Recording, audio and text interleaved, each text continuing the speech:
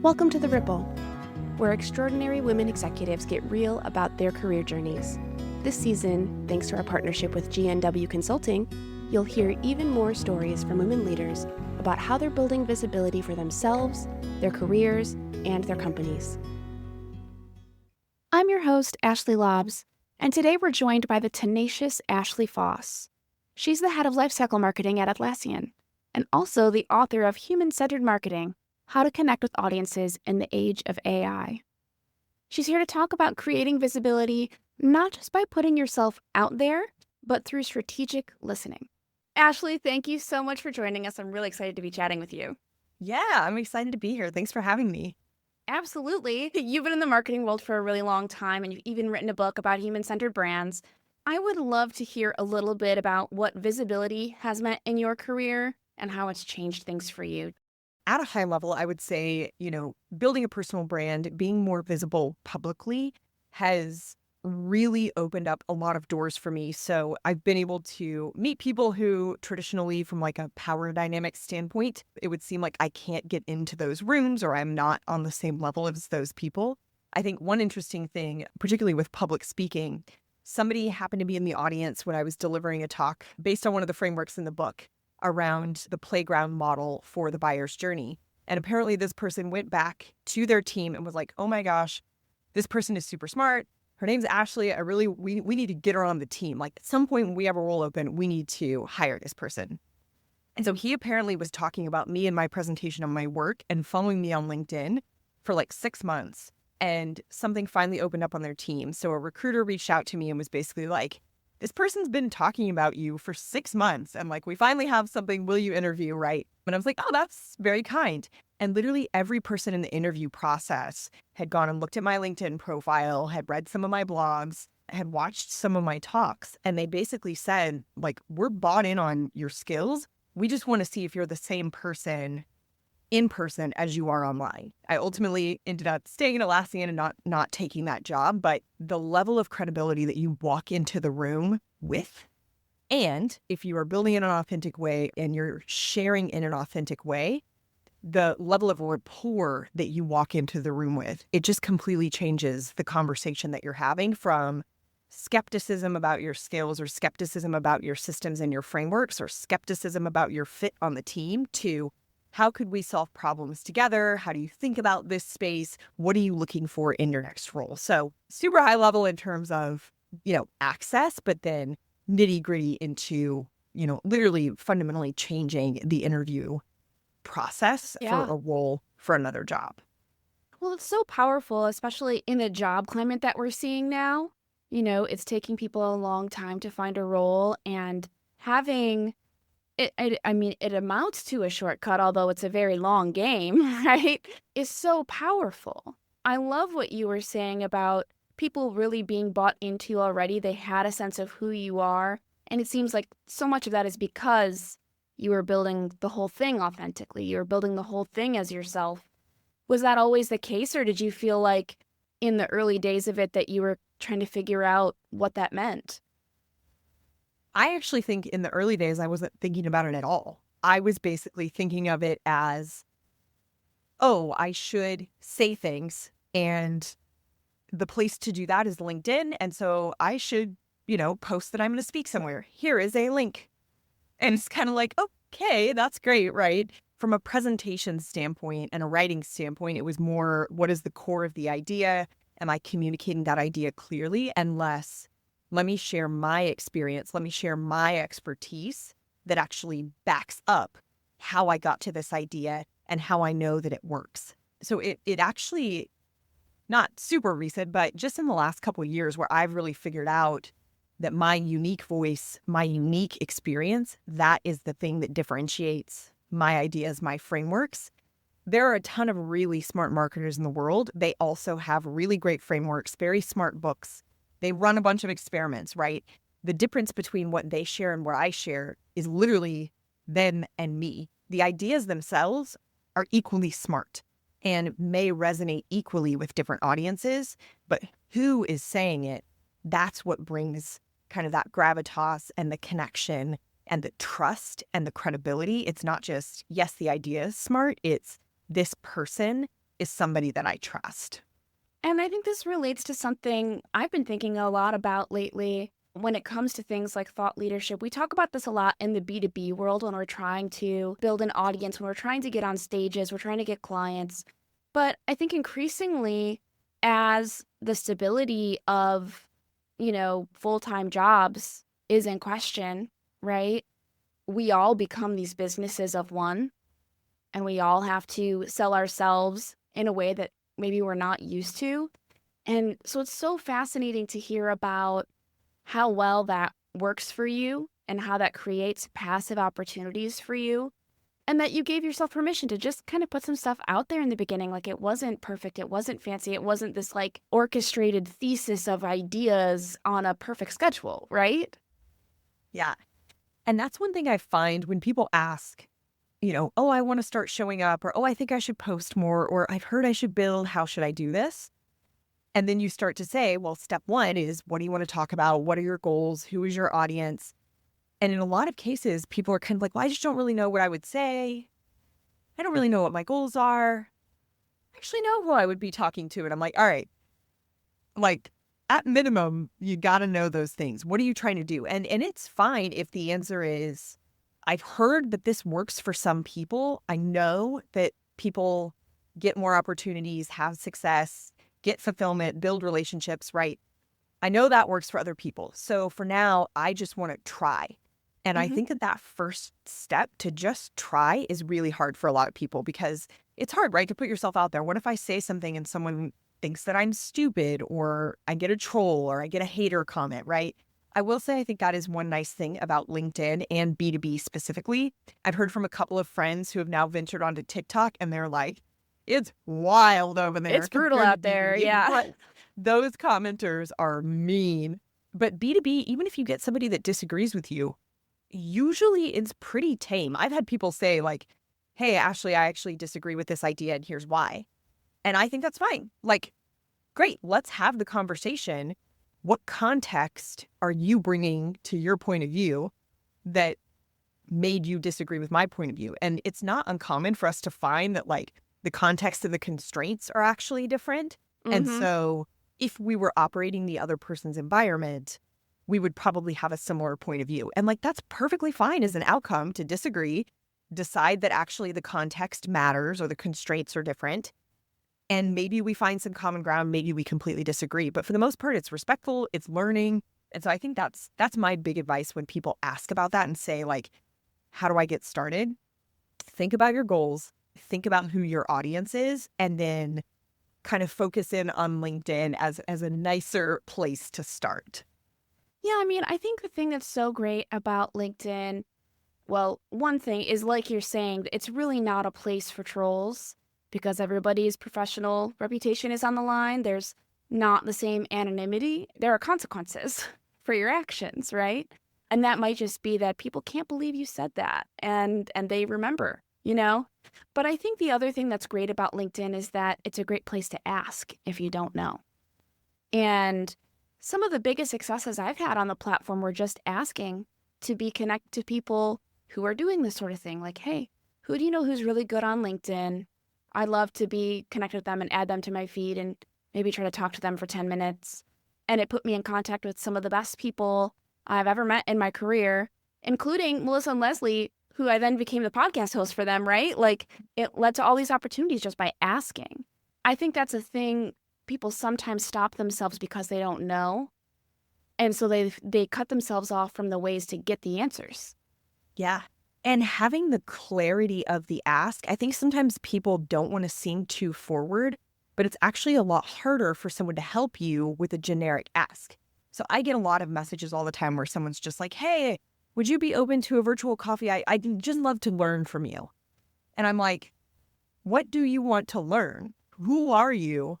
What are you trying to accomplish? Versus when it comes to me and says, I'm early career and I would like to get a job in big tech. Can you look at my resume and give me some feedback as a hiring manager? Yes, that I can do because I know exactly who you are. I know exactly what you're trying to accomplish and I know exactly how I can help you. Or hey, I'm looking to get on my first podcast. How did you get on podcasts? Can you introduce me to anyone on podcasts? What do I need to show to prove that I'd be a good podcast guest? Like, Hmm. all right, I can help you. I can help you hone your ideas, or I can make some introductions, or I can tell you go live on LinkedIn so that people can see how you speak, right? But a generic, like, well, I don't want to be too pushy. I don't want to take up too much time. So nobody asks with a pointed goal. It's Yeah. actually way easier for somebody to help you if you have a specific pointed ask. And then maybe they can or they can't. But the worst thing that can happen is someone says no, or says I'm too busy, or, oh, that's not really in my wheelhouse, but you may want to reach out to this other person, or I can intro you to this other person, or I've read some great information about this. Here's an article that might help you, right? Like, I found that it's pretty rare, especially on LinkedIn, for people to berate you for asking or be rude about asking. They might say Yeah, or no, they'll but they're just going to say ignore it you. nice. Yeah. Yeah.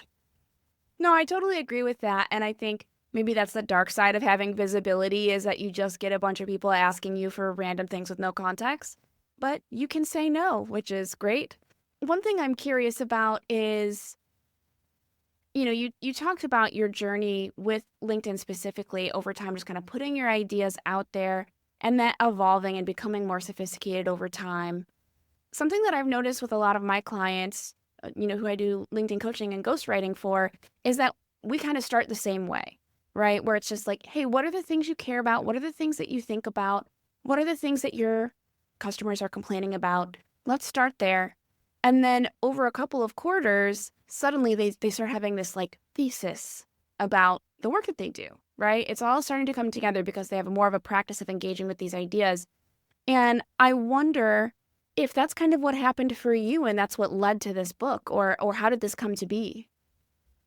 For me, I was wrestling with these problems in my day job, and I was solving these problems in my day job. And then I was having to defend my solutions, right? People were saying, why does it work this way? Why is it not working when we do these things? Why are you suggesting this different perspective or different set of tactics? And so for me, trying to explain it, I had to come up with a framework to basically be able to quickly talk about the ideas. So one of the biggest frameworks, the first framework I came up with, or I guess kind of idea, and then the sub frameworks underneath it, is this idea of the playground instead of the linear funnel. And so I realized years ago, and I think a lot of people have realized, the funnel doesn't work. Like trying to say, okay, I'm going to put 3 pieces of content in awareness, 2 in consideration, 1 in purchase, and voila, I have 6 months of content strategy and 6 months of campaigns to push out. And anybody listening to this with a marketing background is like, that clearly does not work. Like, it's much more complicated than that. And yet, every day we see marketers doing just that. They whip out their editorial calendar, they whip out their campaigns, they pull up Google Ads, and they're like, okay, let's put in a top of funnel campaign. And you're just like, that you're not saying anything, you're not considering the audience. And so realizing that part of the reason we still use the funnel is because we don't have a good replacement. And I was like, it should be more like a playground, right? Like you can go up, down, sideways, you can enter and exit as you please. I have nieces and nephews who are young, and every time the slide designers want you to go down the slide, of course, they all go up the slide, right? Yep. Our audience is the same way, right? They want to talk about pricing before they're quote unquote in the funnel because they can't even start a purchase conversation. Like they can't go through a funnel if they don't know what their budget is. They can't get budget if they don't know pricing. And so again, it just, when you start to think of it as this playground and the ability to go up, down, sideways and use content the wrong way, you start to rethink how you design that marketing journey. And so I said that one day and I was like, that's interesting. So like, if we think of the journey as a playground and not a funnel, how would we map our content, map our campaigns, map the journey, change the website, right? And so that became the anchor that made much more sense than me coming in hot and being like, oh, we need to do these other 5 things from a tactical perspective. It's like Right. we just start with that mindset shift. And so that's kind of that idea of wrestling with it. That's what worked for me. I don't think there's a right way to go about this, right? Some people want to sit down and think a smart thought and say, like, I'm going to do the research to figure out the framework and codify the framework, and then I'm going to test it. I did it the opposite. I was wrestling with a problem. I kept explaining the solution and it wasn't landing. And so I had to back up and say, here's the framework, here's the mindset shift. And then that ultimately led to the book. So I think you can do it either way, depending on how you naturally think. But for me, having that lived experience and actually trying to solve the problem and explain the problem, that was something that was really crystallizing the information that then ultimately became the book. As people asked questions and I expanded on it and had more experience with it. That's what ultimately became those chapters in the book. On the Ripple, we are constantly in conversation with leaders who tell it like it is. No Instagram perfect filters. So let's be honest. When you start a new role, you've likely opened a set of reports and dashboards and immediately thought, what even is this? If that's you, or if it's ever been you, you are not alone. GNW Consulting helps marketing leaders get clarity fast. They'll audit your systems, make sense of your MarTech stack, and give you a clear path forward. No tech decoder ring required. Whether you're new to the team or just ready for a reset, GNW can help you lead with confidence from day one. Plus, they're a huge supporter of Wednesday Women and our goal to amplify women and support women executives. So visit gnwconsulting.com to see how they're helping leaders like you get to market faster with less friction.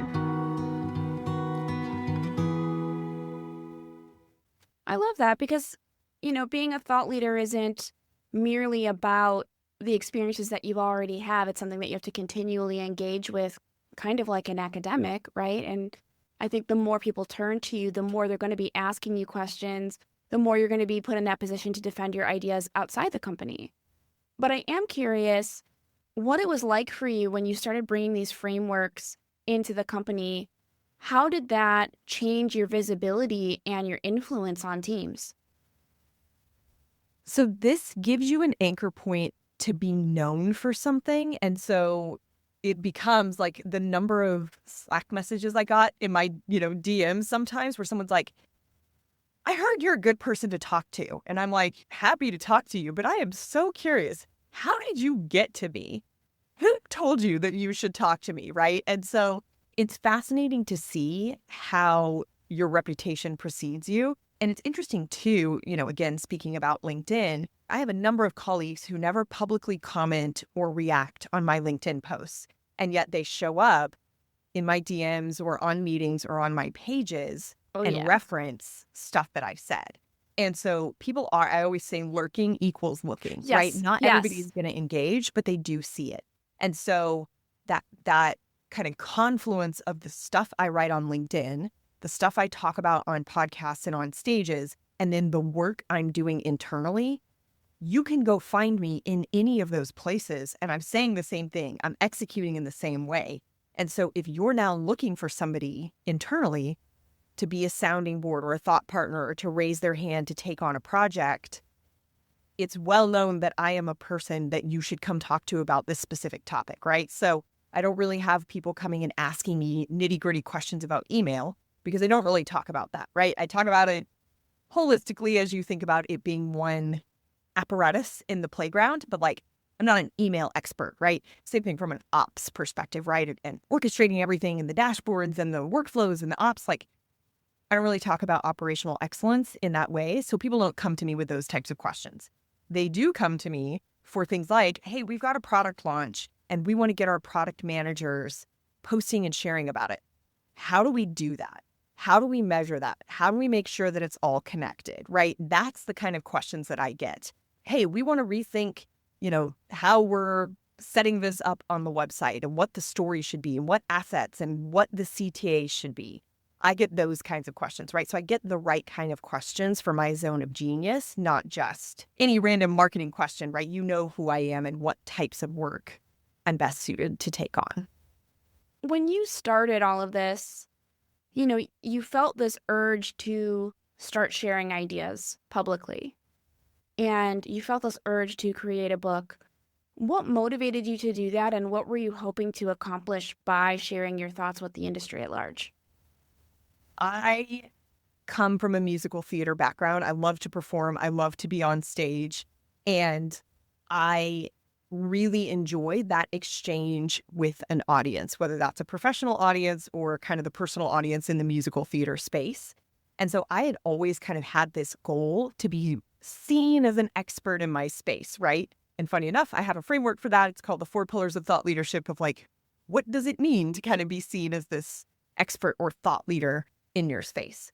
So a lot of that came from just intrinsic motivation, and I like it. I like speaking. I like helping other people, and I want to have a positive impact on my field.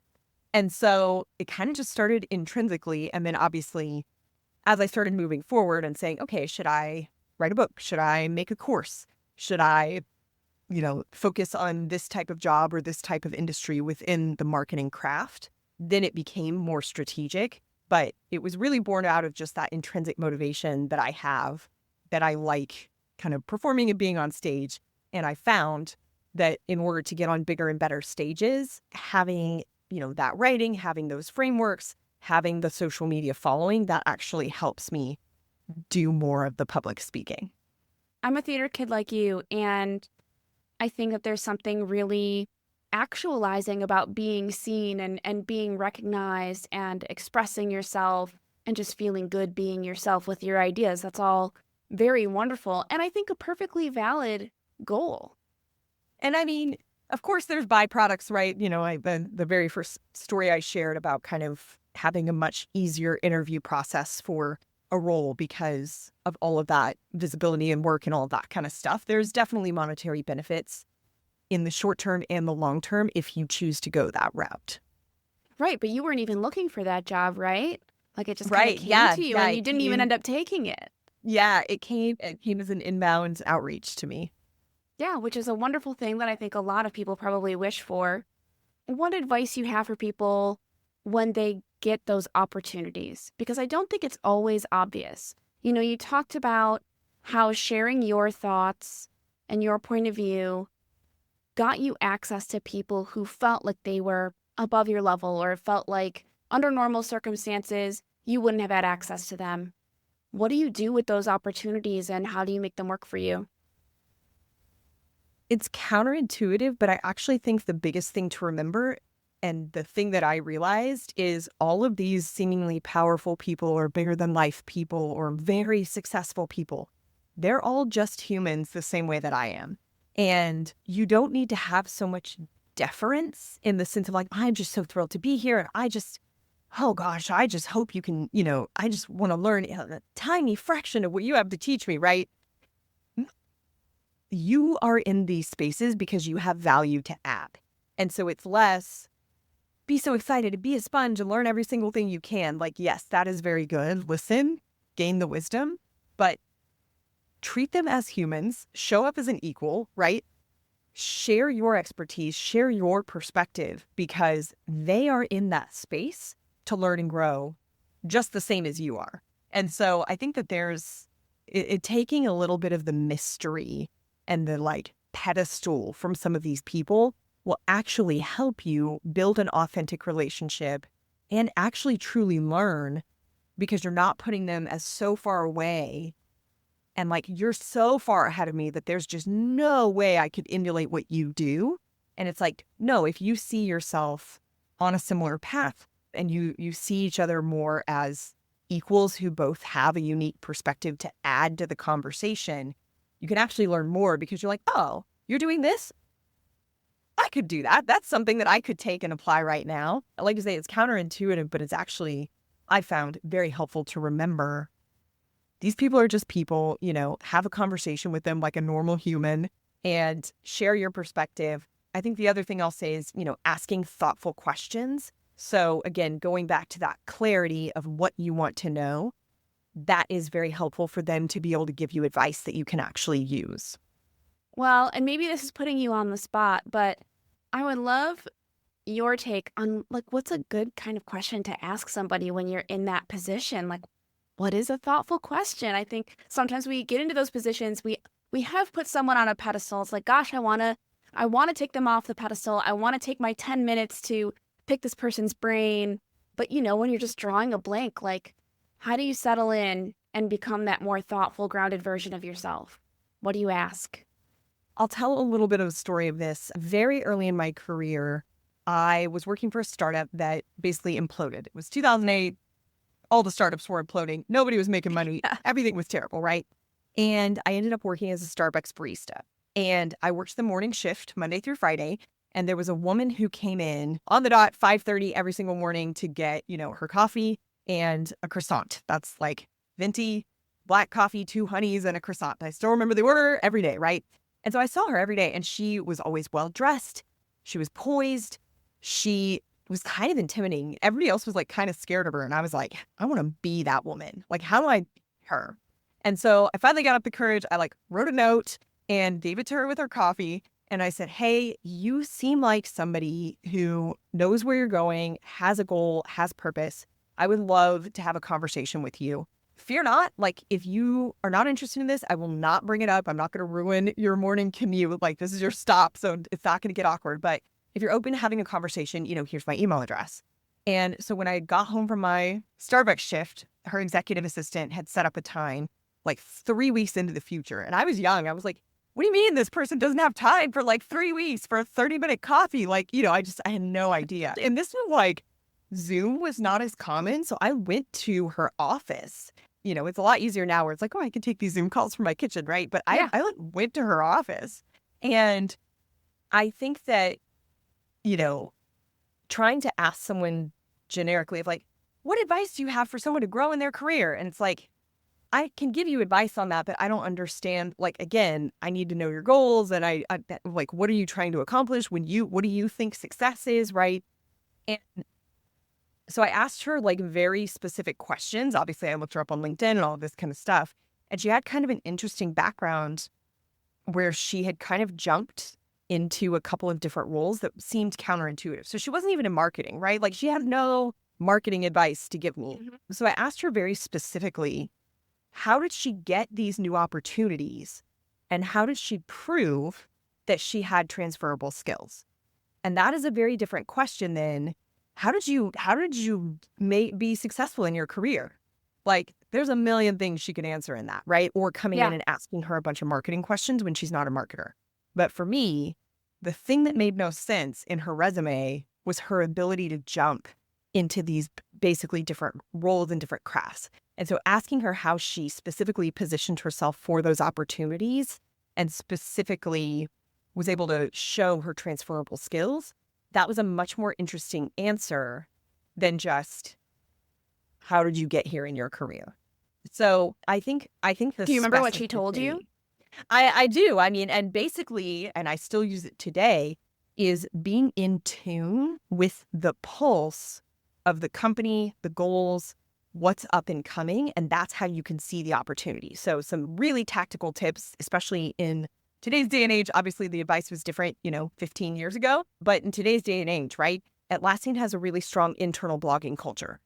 Read the blogs, skim through, even if it's something happening in the engineering organization, in the product organization, in the customer success organization that doesn't matter to marketing.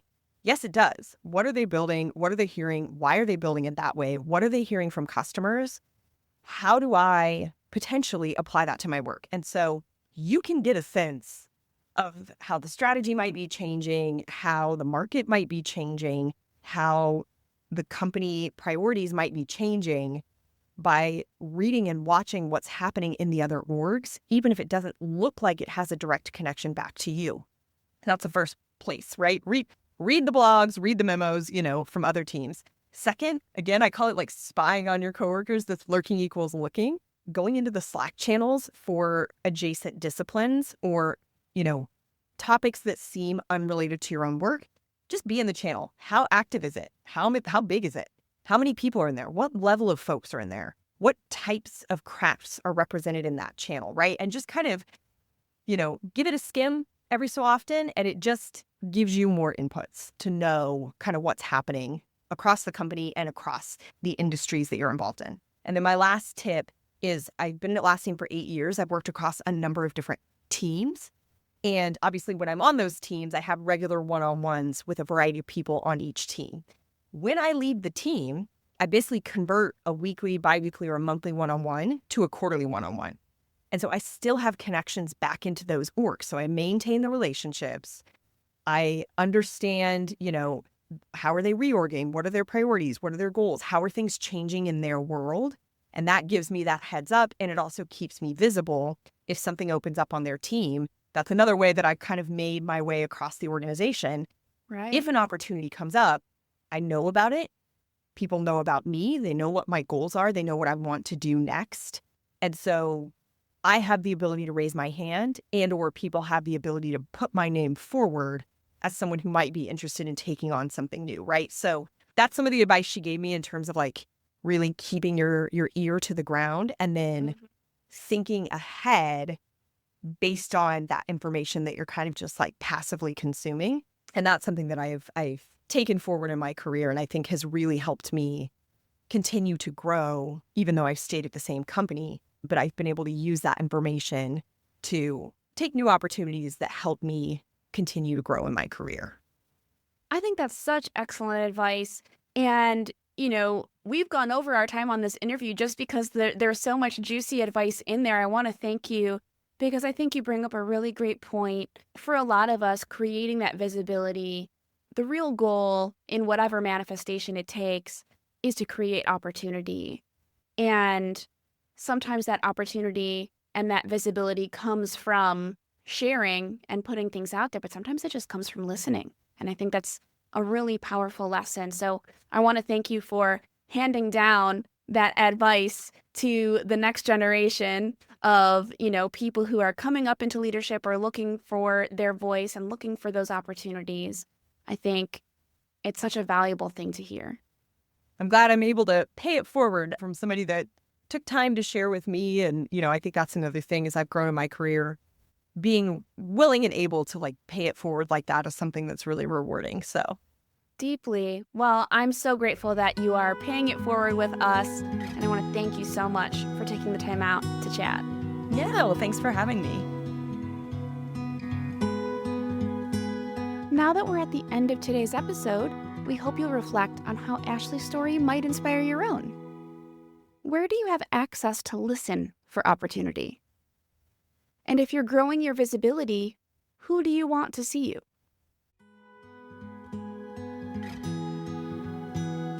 If today's show inspired you to think of an extraordinary woman leader in your life, let her know about the Wednesday Women Executive Membership. It's a safe space for women leaders to tackle any challenge, ask questions, and uplift others. And if you enjoyed today's episode, please give us a review on Apple, Spotify, or wherever you listen. Your ratings help us grow and inspire even more people.